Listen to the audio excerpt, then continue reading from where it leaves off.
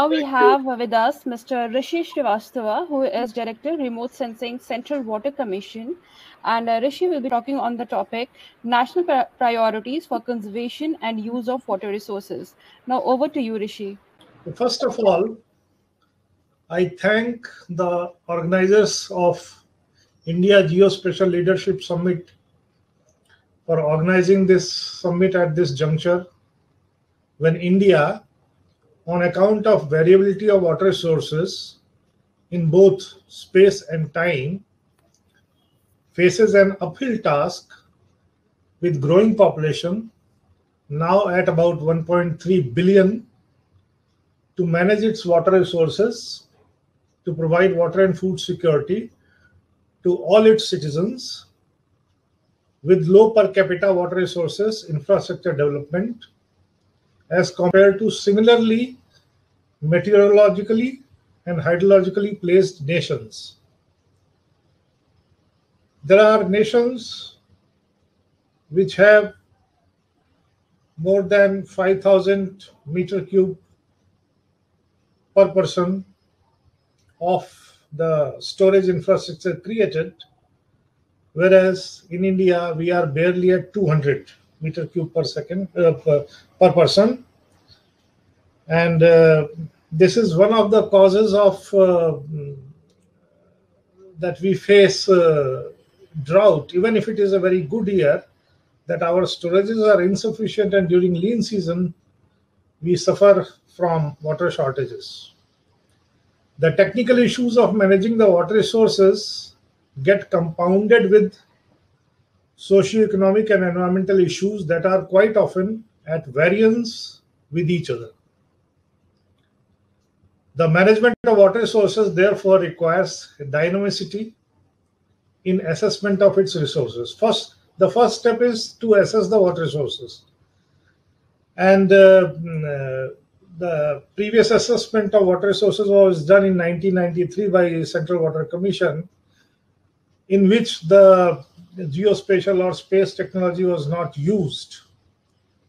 And there were many assumptions, especially in the groundwater data and the return flows and the utilizations from the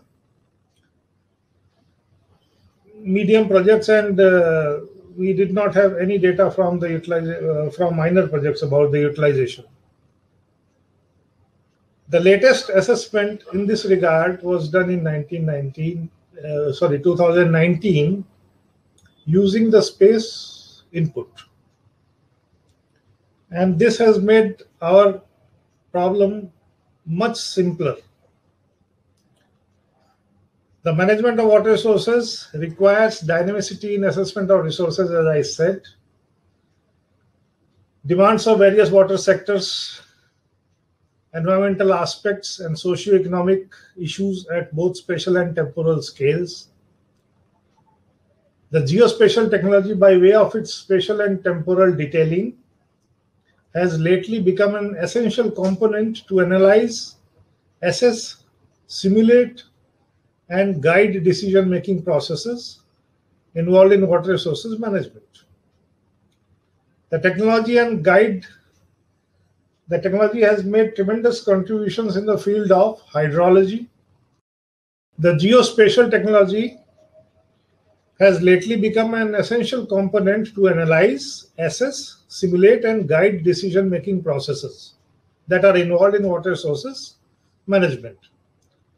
The technology has made tremendous advancements in the field of hydrology, assessment of environmental flows, flood forecasting, inundation mapping, river morphology, to some extent reservoir operation, reservoir sedimentation assessment, water resources assessment, irrigation planning, and integrated water resources management.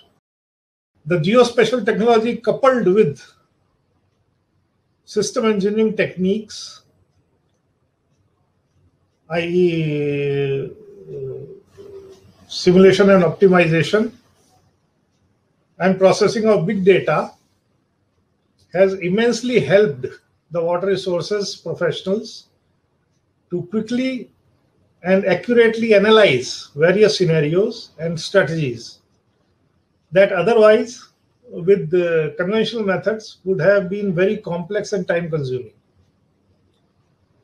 Central Water Commission, in association with NRSC, had developed the Water Resources Information System that is called India WARIS, that is spatial and non-spatial database in public domain that has helped water resources practitioners, academicians, scientists to carry out various studies and researches for the benefit of general public towards water security and equity. The India WARIS is now being managed and maintained by a newly created department under Ministry of Jal Shakti, and the department is National Water Informatics Center. It is housed in the same building where Central Water Commission is there, but now it is a separate department. The very recent example of use, as I was telling before, the very recent example of use of geospatial inputs has been in the reassessment of basin-wise water resources of the country, where rainfall, temperature, land use, land cover, command area details, cropping pattern, crop types, cropping seasons, groundwater, everything was there in spatial scales. And they were used to assess the water resources of the country. The technology has immensely helped in indirectly estimating the water consumption in various land use classes and sectors, the assessment of which, if carried out by conventional method, as I was telling before, that we have to collect the utilization data for say 500 or 10,000 plus projects, including miners. That is a very gigantic task, and the authenticity of the data is also questionable sometimes. So,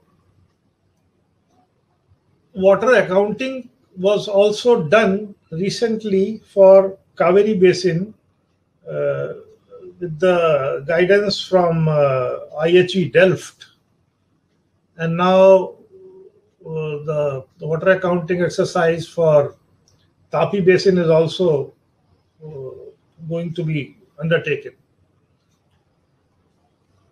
Similarly, in other areas like in hydrology, the estimation of design flood and water availability in case of very large river basins, having large number of water projects already there, use of geospatial technology, the determination of design flood and water availability becomes much easier,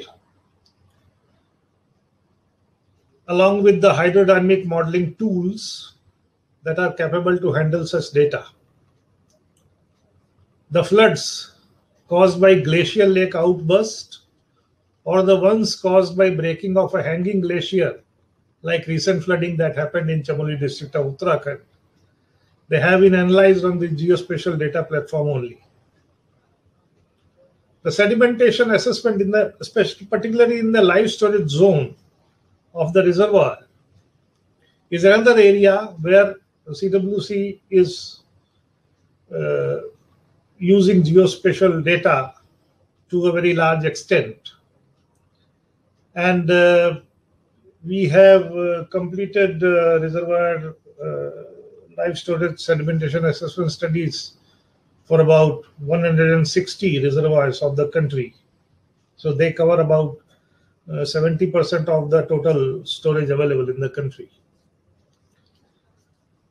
Earlier, we were using the optical images for these studies, but they had a drawback that particularly we were not getting the clear images when the reservoir was near or close to FRL, because most likely this happens during monsoon season, and in most parts of the country there are cloudy and low illumination conditions are there. So very few reservoirs used to be actually feasible, or sometimes we had to collect the images for 3 or 4 or 5 years. That was also not very correct. But now this microwave data, thermal images are freely available. And now we have started using that, and almost all the reservoirs are feasible, and we get all the required imageries of that particular reservoir within a single hydrologic year. And we can capture the area variations right from MDDL to FRL. So, and studies related to morphological changes in river also in this type of studies also CWC is making use of geospatial inputs for quite some time. Geospatial data have a very significant role to play in flood forecasting also. The accuracy of forecasts, including possible inundation areas, can very well be assessed using geospatial data sets. Finally, integrated water resources management, that is at river basin scale, and India's river basins are quite large. Nowadays is an important area where geospatial data sets are being used.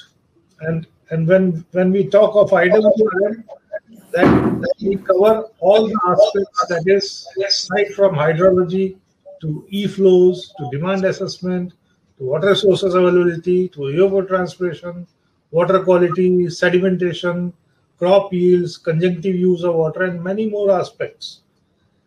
So